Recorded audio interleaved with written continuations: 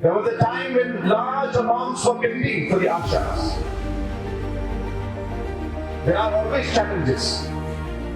But I'm happy to say that in the last 4.5 years, almost close to 18 plus crores, including amounts that were due before this government took over. Dues from 2013, 2014, 2015, 16. Those that were not paid during that time.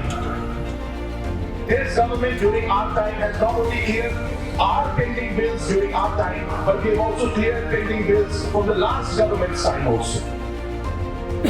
Not only that, today with the ASHA app that we have, which we call the ASHA First, our more than 6,000 people who are there who are working today are able to get the benefit of being able to apply for the incentives within days.